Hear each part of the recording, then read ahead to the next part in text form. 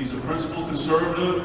He loves his country like he loves his wife and his kids and his grandkids. And that's really what this election is all about. It's about the future of this country, future generations. So let's give a Las Vegas welcome to the next president of the United States.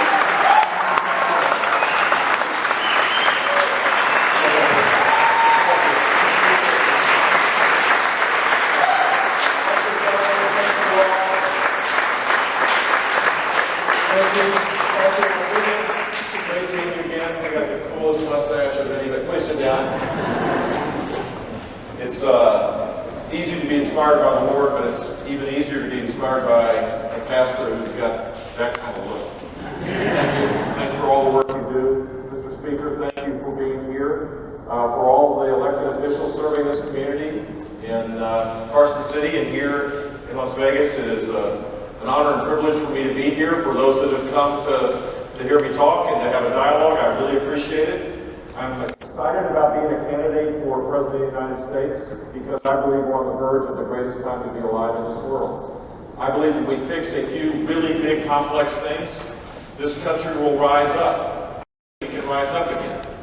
Here are the facts. And this is why a lot of people aren't as optimistic as I am, I think. Here are the facts. 6 million more people are in poverty today than the day that Barack Obama got elected president.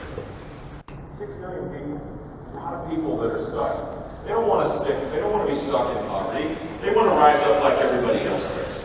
The great middle of our country has a declining median income. First time ever in American history, in a recovery, we've seen declining income rather than rising income. 6.5 million people are working part-time, the majority of which would rather be working full-time. But we've created so much complexity on top of our economy that they're stuck in part-time jobs. For the first time in recorded history, more businesses are being closed than being formed. So if you have a dream, if you have an idea that you want to start a business, today in many parts of our country it's so complex, you give up. Say it's not worth it. In California, where I was yesterday, there's a $800 occupational license tax. Hopefully you don't have one of those here. So every year you pay $800. It's not to benefit you, it's basically a tax on your dreams. And fewer people are dreaming those kind of dreams. And so we're not seeing the kind of vital, dynamic America that has always been able to solve problems. These are challenging times for a whole lot of people. And I understand why people are angry and why they're anxious about what the future looks like. But here's the deal, it's time for us to fix these things now. I'm not running to prey on people's fears and their legitimate angst about the future. I'm running to say, why don't we come together to fix these things? And as President of the United States, that would be my mission. Changing the most convoluted tax code in the world. In fact, we have this bizarre situation today where businesses, smaller businesses overseas are buying bigger U.S. businesses, relocating them overseas where the higher wage jobs are created because of our tax code, the highest tax rates in the world. We tax worldwide taxation. That doesn't sound like a big deal, but the simple fact is no one else does that. And we're creating this dislocation where businesses are being formed in our own country. We should lower taxes and eliminate as many deductions as possible. You shouldn't have to fly to Washington, D.C. to get your little tax cut deal done. You shouldn't have to hire a lobbyist to be able to protect your business. You shouldn't have to go to Washington and see the most prosperous city in the world because of the complexity of how we regulate and how we tax. If I'm elected president, we will reform our tax code by lowering rates for personal income and for corporate income and eliminate all of these deductions, as many as possible, so that people can decide what kind of dreams they want to pursue. They need to be the ones to do it.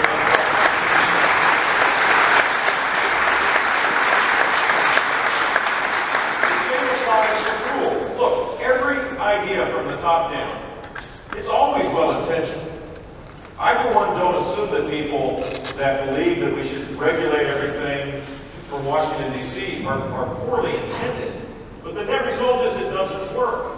Every time we take power away from our communities and our state, we get a bad outcome. And so whether it's the EPA now creating these massively complex rules on top of power generation, expanding way beyond what the executive authority exists as it relates to this very basic issue that's going to raise utility prices for everybody in this country, is going to make it harder for businesses to be competitive, or whether it's the FCC that now has decided that access to the internet needs to be regulated with a 1934 law. A little bit different. Al Gore had invented the internet in 1934. We had one wireline carrier. The 1934 law may have made sense when there was AT&T. It doesn't make any sense to regulate the internet, the access to the internet, and imply that there's the possibility of regulating the content to create productivity and the possibilities of expanding our economy that a decade ago we couldn't even imagine.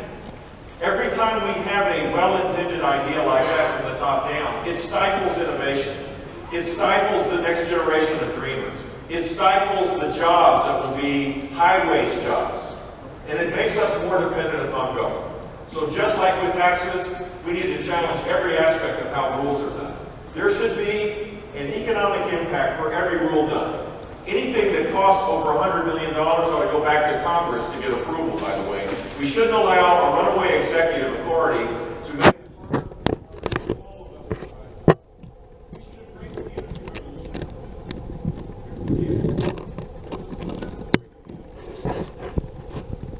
interesting. This country still leads the world in so many ways. I'll tell you a story. It's a uniquely American story. There have been two technologies in the drilling business that have existed for 25 years or more. Horizontal drilling, the ability to drill and drill sideways, and hydraulic fracking, the ability to go through geological structures in a way that made sense. It was fairly Byzantine, and a Greek immigrant, only in America, a private company, only in America, with private property rights for the subsurface, only in America, through trial and error, most of the time in America, created a revolution. In the late 1990s, people were buying, were building liquefied natural gas facilities, these massively expensive facilities to import LNG from the Middle East, because we had 10 years of supply left. Now we have over 100 years of supply. We should be exporting LNG. We should make it easier for that to take place. The best deal that American consumers have gotten are the lower utility prices, because natural gas prices here are the lowest in the world. Why did it happen? It happened because we didn't have a command and control top-down driven system. We had a system that was open and transparent, where a guy took risks, and he actually found a better way of doing things, and he disrupted the technology, and they continue to improve. America does that spectacularly well. Every time we create rules on top of that to try to limit its ability, we're stifling the next job to be created. I want to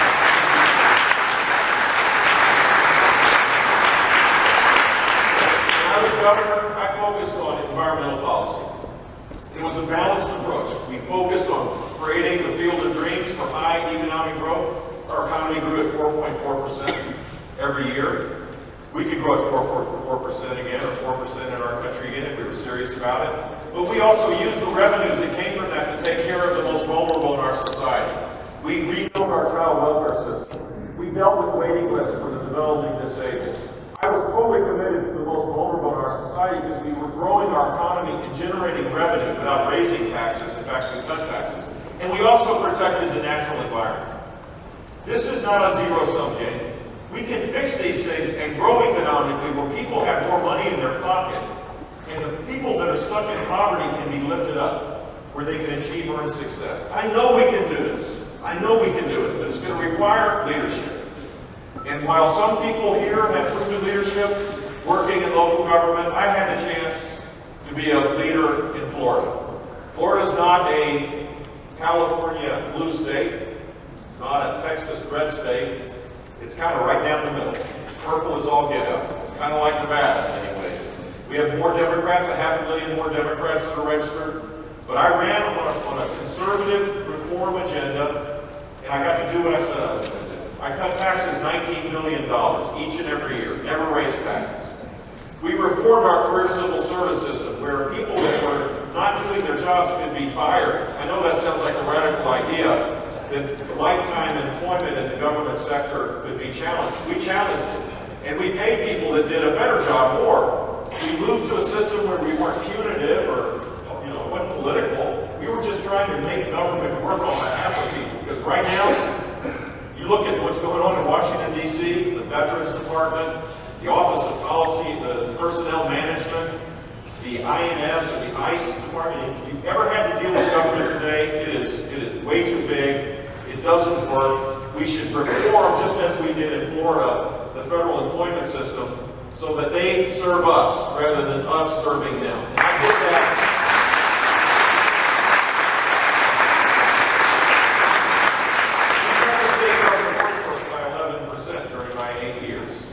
I tried to do more because I do think that government is too big. Even in a small government state, you can live within your means.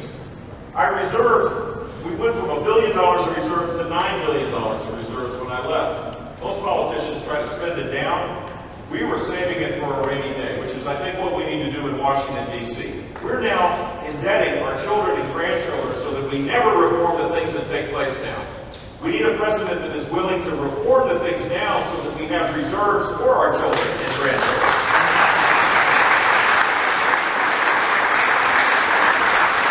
As a leader, I took on the establishment in education. Florida was 50th out of 50 states in education, 50 out in graduation rate. I mean, we couldn't even whisper, thank God for your favorite other state. We couldn't do it. We took on the teachers union. Not the teachers, but the union, and we won. We reformed the system. We created the most ambitious school choice programs, and we built the first statewide voucher program, the second statewide voucher program, and the third statewide voucher program. By the way, I applaud the legislature and your governor for passing an ESA law that allows for parents to take their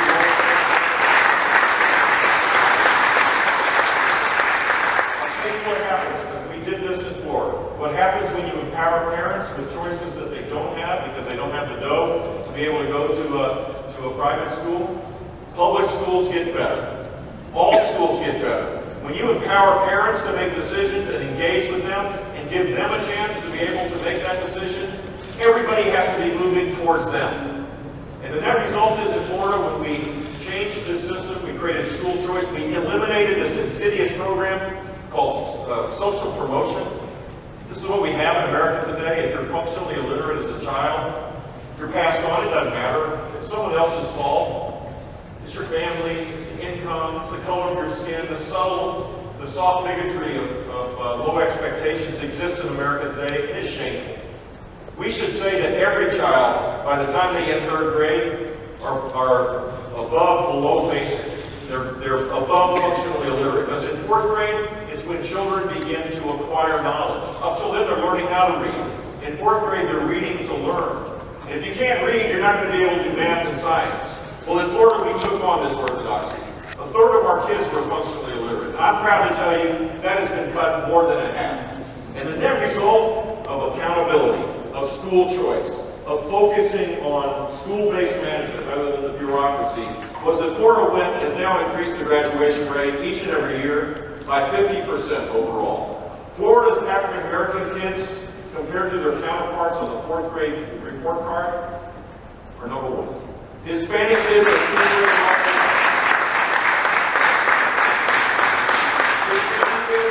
grade levels ahead of their counterparts.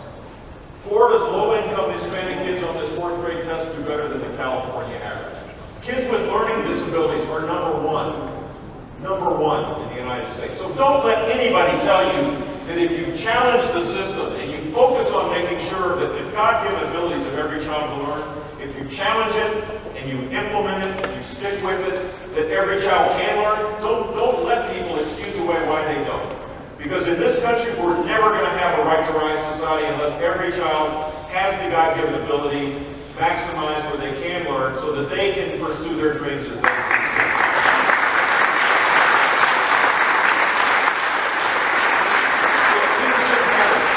This was not done easy. This was tough. I got tire marks on my forehead fighting for this.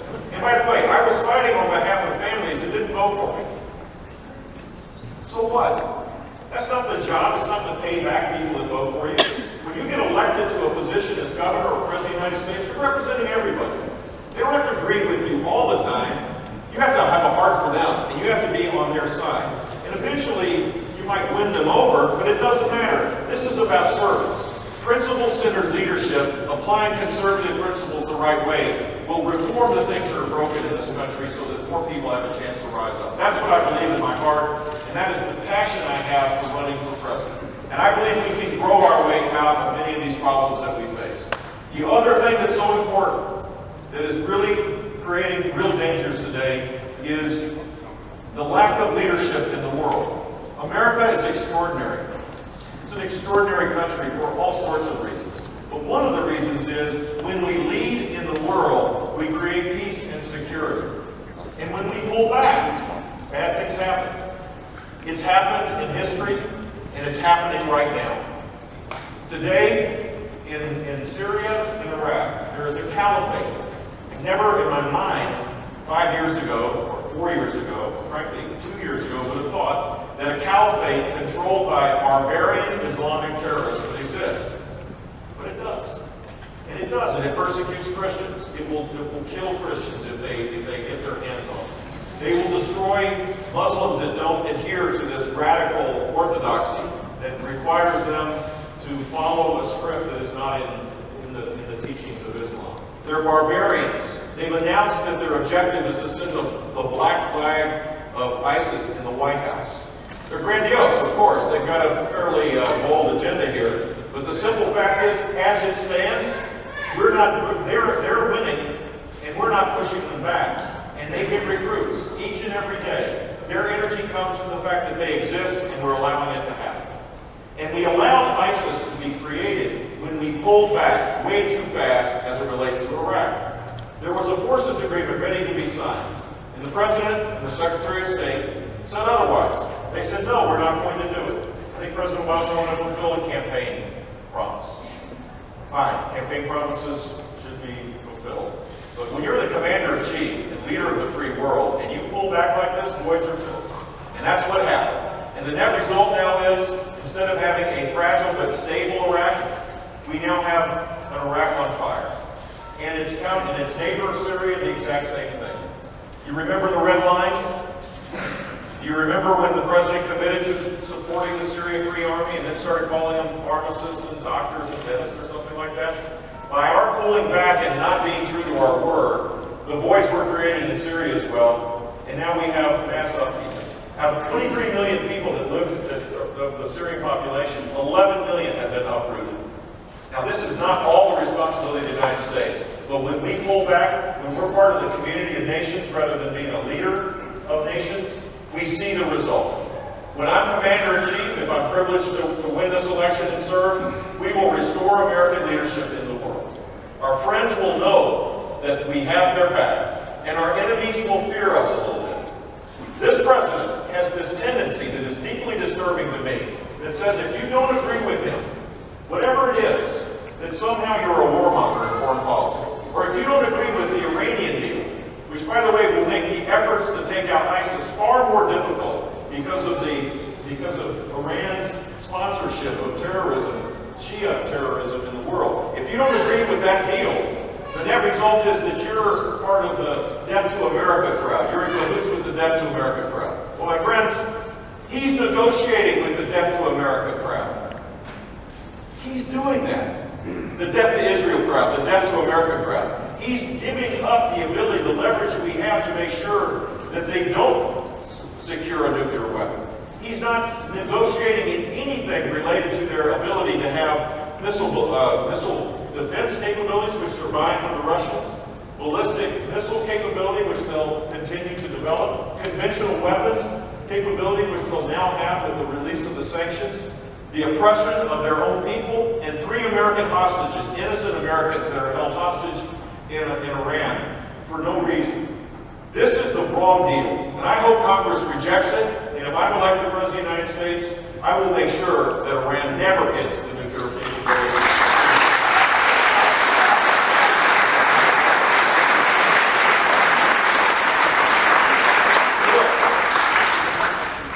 I don't think that sounds militant. I believe that is the traditional bipartisan foreign policy that has led the world.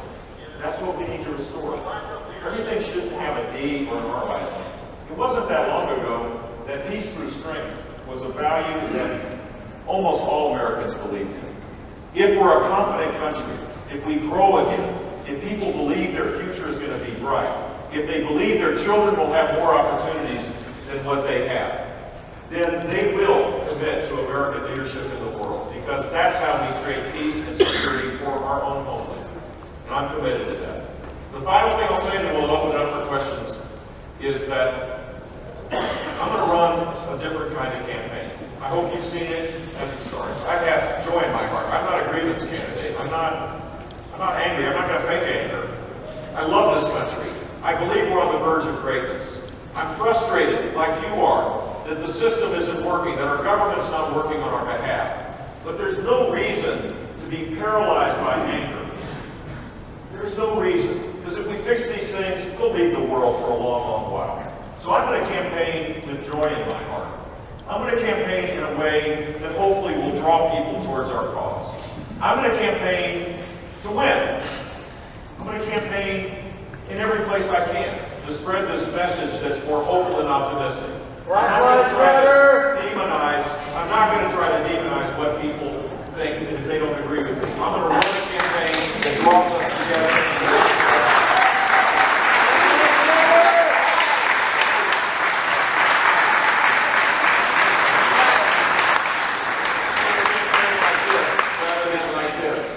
I believe that if you support a campaign like this, you're looking at the next president of the United States.